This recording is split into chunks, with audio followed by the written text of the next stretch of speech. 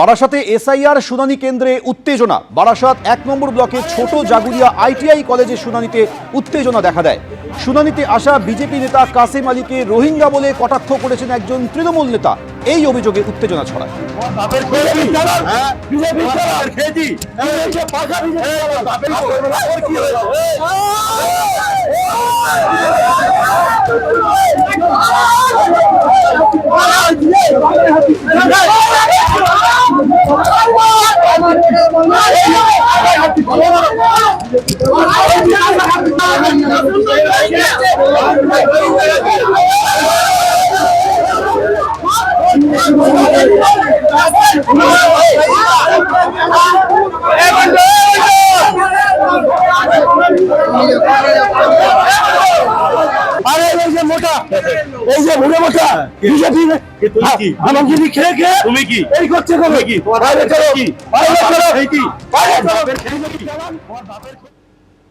বারাসাতের পর এবার দেখাবো মালদার ছবি, যেখানে এসআইআর শুনানিতে হয়রানির অভিযোগে কংগ্রেস বিক্ষোভ দেখালো।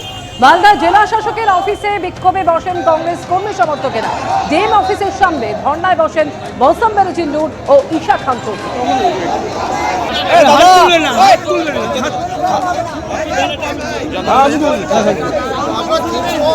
কিছু নাই।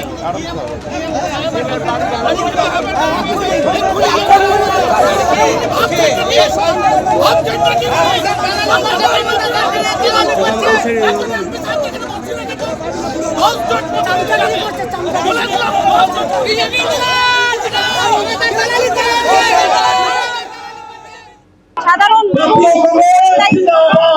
বাইরে গিয়ে কাজ করতে পারে গর্ভবতী মায়ের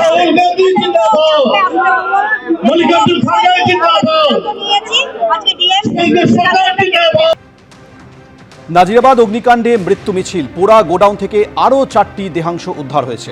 আমাদের প্রতিনিধি হিন্দোল দে টেলিফোনে রয়েছেন। হিন্দোল, একেবারে এই সময় তোমাকে বলে রাখি, একের পর এক মৃত্যু মিছিল লেগেই রয়েছে, একের পর এক দেহাংশ উদ্ধার হচ্ছে সেই পোড়া গোডাউন থেকে। কিছুক্ষণ আগেই যেটা পুলিশ সূত্রে খবর পাওয়া গেল যে সেই পোড়া গোডাউন থেকে কিন্তু আরো 4টি দেহাংশ উদ্ধার হলো। অর্থাৎ মৃতের সংখ্যা মোট দাঁড়ালো 25 জন। এখনো পর্যন্ত 27 জনের নিখোঁজের ডায়েরি হয়েছে, ইতিমধ্যেই নিখোঁজ রয়েছেন। সেই 27 জনের মধ্যেই এই 25 জন রয়েছেন কিনা সেটা এখনো পর্যন্ত স্পষ্ট নয়, কেননা তাদের ডিএনএ পরীক্ষার পর, ডিএনএ ম্যাচিং এর পর তারপরেই পরিবারের সদস্যদেরকে বলা যাবে যে 27 জনের নামে মিসিং ডায়েরি হয়েছে তাদের মধ্যে এই মৃত 25 জন রয়েছে কিনা। তোমাকে বলে রাখি, একদম 26 তারিখ যেদিনকে আগুন লাগে সেদিনকে 8 জনের দেহাংশ উদ্ধার হয়েছিল। 27 তারিখ 8 জনের দেহ উদ্ধার হয়।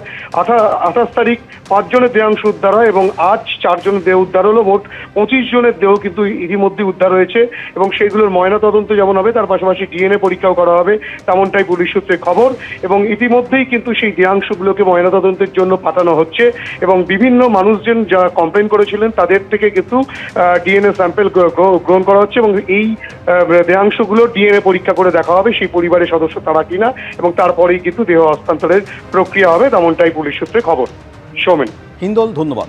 এবিপি আনন্দ, এগিয়ে থাকে, এগিয়ে রাখে।